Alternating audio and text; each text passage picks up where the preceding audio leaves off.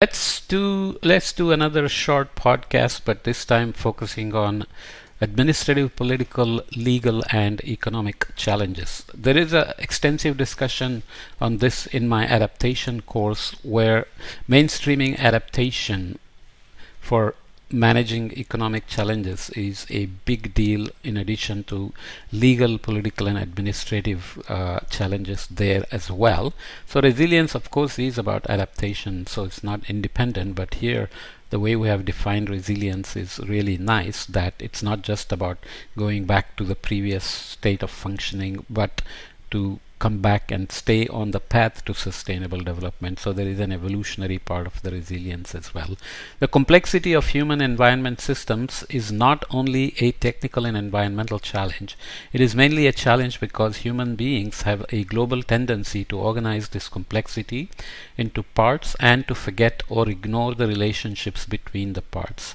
This may be a result of our human need to feel we have mastery, which results in gross simplifications and focus on the immediate problem instead of looking at the bigger picture.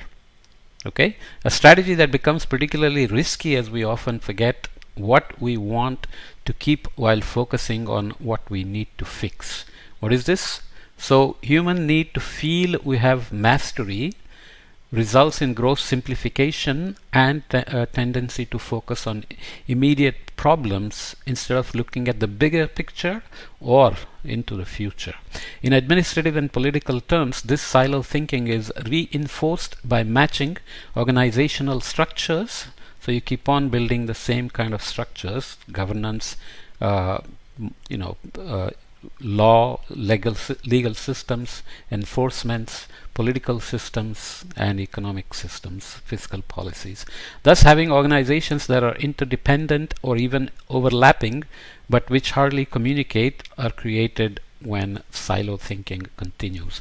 Kramer's seminal paper on the failure of CIA, FBI, and NSA to communicate prior to the 9/11 terrorist attacks provides an extreme amount on what I believe is more common than not. So if you remember, there was multiple planes that crashed into the Twin Towers in New York, Pentagon in DC, and one crashed into the ground because of the passengers intervening and so on. This was such a massive failure. So this book is obviously a bit dated, because right now we are sitting and watching Hamas and Israel having a conflict, because Hamas breached through the securities of Israel and its formidable intelligence system of Mossad, and yet there were massive failures. What kind of communication failure happened there will be understood later.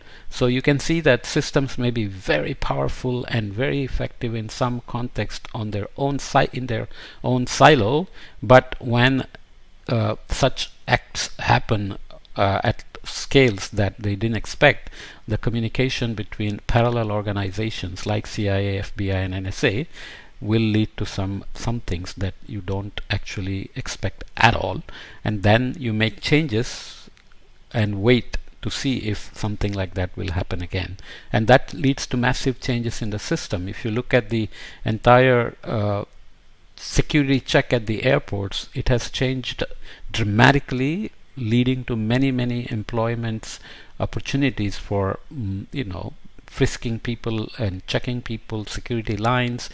It has dramatically changed international and national travel, right?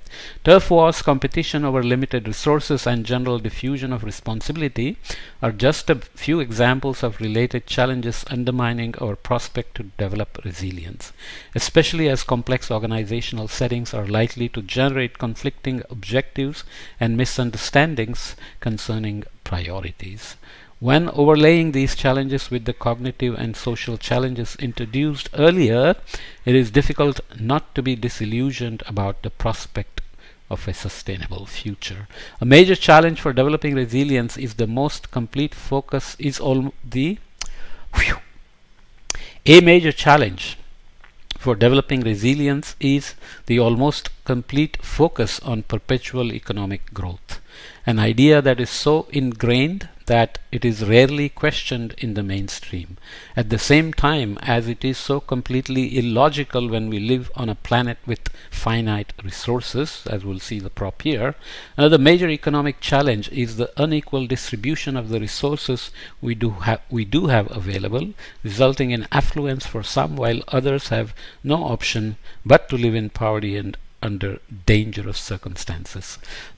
So we live on a planet with finite resources is talking about deforestation, I guess, or sea level rise, whatever the prop is supposed to indicate. So before we move to linking resilience to other frameworks, let me make a few more points about how these administrative, political, legal, and economic challenges can come together for resilience as they do in adaptation, which of course is about resilience as well in a slightly different context. We have discussed that. So for adaptation, let's say you need very local information on a risk, maybe just as we defined it or as IPCC defines it in terms of hazards, vulnerability, exposure, and response. So IPCC is developing lots, doing lots of simulations for the future, for the past. They do past simulations to show that models are working, and then do future projections with all kinds of scenarios, because future requires for us to guess how we will behave in the future in terms of renewables, population growth, administration, policies, legalities, and economic challenges. But the information provided by IPCC is at such a scale that it cannot provide very local risks, because heat waves, sea level rise impacts, or even sea level rise amount, where cyclones will hit and so on, are all very local. So adaptation requires such local information in hazards, vulnerability, and exposure. And then let's say miraculously we started getting such information in a reliable fashion, despite the uncertainties into the future. We still need to worry about setting up administrative structures to do the adaptation interventions, as we said, maybe to make people move away from the coasts or move out of the harm, and deal with so-called moral hazards, where insurance policies may continue to allow people to live in high-risk areas or even move into high-risk areas, and political structures where, depending on who is in charge, Biden or Trump, the acceptance of the risks and the need to adapt may be dealt with very differently. The legal system, where who decides whether you got hit by a climate hazard and that is part of your insurance policy or not. Is it an act of God, as insurance policies would say, or is it really something you should have planned for on your own, given the insurance coverage? So insurance companies themselves are not now backing out of covering people living in certain obvious climate risk areas like Florida, for example, and communities themselves are working together on how to underwrite risk, in terms of what they are facing. I used the example of sea level rise before. If in the Northeast US sea level rise is a concern, then community gets together and decides to act against sea level rise. Let's say they decide to build sea walls or invest in other natural defenses. Then the most important criteria will not be about what the sea level projection says from the IPCC for 2100. It will simply be what they can afford to actually finance. So economic challenges become very critical. So this is especially so for the global south, where a country like Pakistan, which has faced floods every year since 2010, wants to adapt and build resilience, but it can hardly cope up with the disaster year after year.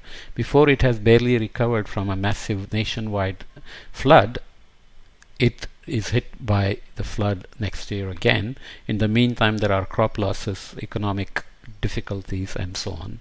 So economic challenges are always going to be a massive part of adaptation resilience. So mainstreaming resilience and adaptation into fiscal policies to ensure that maybe certain part of the GDP is always set aside to do adaptation and resilience despite the year after year crisis management or coping with disasters. So international help will be needed in things like loss and damage, which is being discussed under the UNFCCC, where poor countries will be compensated for the damages they face beyond their adaptation capacity. There are legal details there I won't go into, or international banks and financing agencies and charitable agencies helping countries with economic challenges to deal with adaptation and resilience and so on. So this discussion is very short, and I made it shorter because the book doesn't go in the direction that I'm talking about, but we'll come back to that later. But I'm combining the adaptation course here with sustainability and resilience as well, because they are not so independent. So you get the sense of all the complexities of the natural disasters we are facing, compound events and so on, all the complexities of human biases, and all the complexities of social cultural practices that can become handicaps. And then on top of that you have administrative structures, political systems, legal systems, and economic challenges. What is overriding this?